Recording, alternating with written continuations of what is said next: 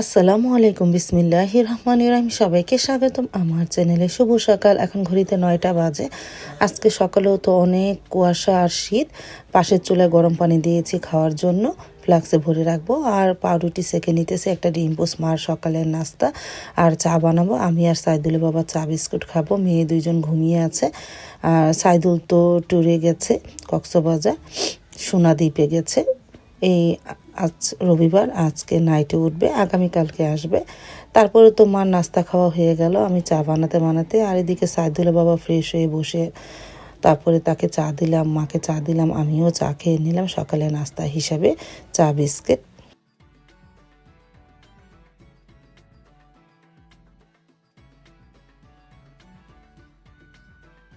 তারপরে এই যে চা বিস্কিট খেয়ে নিলাম সকালের নাস্তা, আলহামদুলিল্লাহ।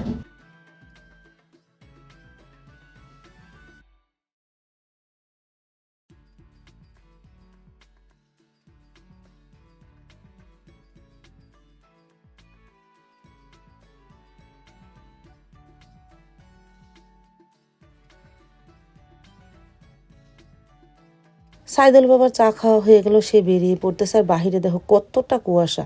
তারপরে চা নিয়ে আমি একটু বের হলাম সাইদুলের বাবার সাথে, সে দোকানে চলে গেল। আমি একটু বাহিরে হাঁটলাম, অনেক কুয়াশা আর টুপটুপ করে মানে উস পড়তেছে কুয়াশা, মানে মনে হচ্ছে বৃষ্টি, কিন্তু বৃষ্টি না, উস পড়তেছে। দেখো বাহিরে কতটা কুয়াশা, রৌদ্রের মুখ তো দেখা যায় না। অবশ্য 11টার পরে একটু হালকা রৌদ্রের মুখ দেখা গিয়েছিল। সকাল থেকে তো প্রায় 10টা বাজে রৌদ্রের মুখ দেখা যায়নি। আর বিড়াল ছানাটা, সাইদুলের বাবা যখনই দোকানে যেতে লাগে তখনই বিড়াল ছানাটা বের হয়ে গেটে বেরে, মানে গেটের বাহিরে চলে যায়, আবার আসে।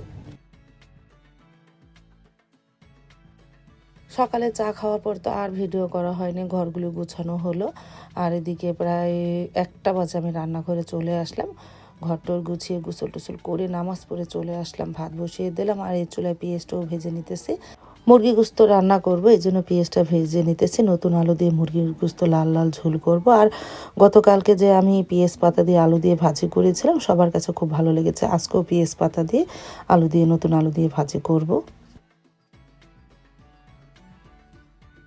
পেঁয়াজটা ভাজা হয়ে যাওয়ার পর আদা রসুন দিয়ে দিয়েছে। এখন হলুদ গুঁড়া, মরিচ গুঁড়া, ধনিয়া গুঁড়া দিয়ে মশলাটাকে একটু কষিয়ে নেব।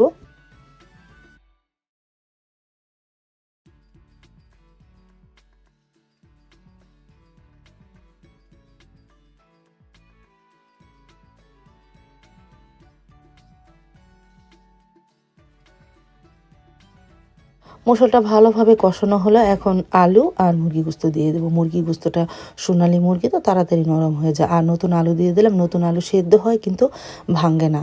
এজন্য মুরগি গোস্ত আর আলু একসাথে কষিয়ে নিই, পরে পানি দিব না।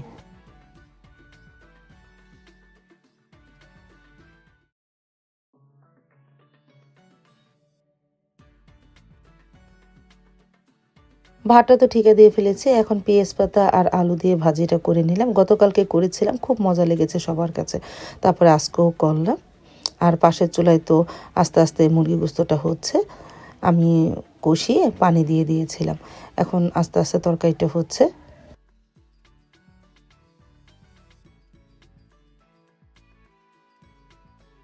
তারপর তো হয়ে গেল মুরগি গোস্ত আলু দিয়ে ঝোল, লাল লাল ঝোল। বাটিতে বেড়ে রাখলাম। আর পেঁয়াজ পাতা ভাজিটা প্রায় হয়ে গেছে, তেলটা একটু ঝরিয়ে বাটিতে বেড়ে তারপরে খাবার টেবিলে নিয়ে যাব না। তারপর তো সব কিছু গুছিয়ে ফেলাম, পেঁয়াজ পাতা ভাজি, মুরগি গোস্ত, ভাত, এই দুপুরে মেনু। খাবার টেবিলে খাবারটা নিয়ে যায়, গরম গরম ভাত। এই যে মা আর সাইদুলের বাবা আর সারামণি খেতে বসে পড়লো, আমি একটু পরে খাবো।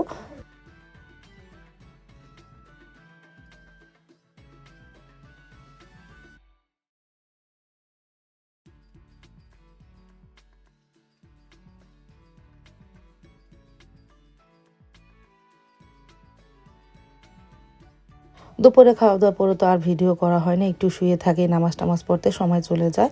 তারপর মাগরিবের নামাজ পড়ে আদা চা বানালাম। সকাল তো দুধ চা বানিয়েছে, রাত্রে বানালাম আদা চা।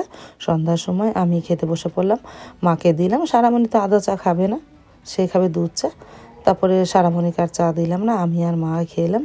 আমি আর মা আদা চা খেয়ে নিলাম। এই যে সারামণি বসে আছে।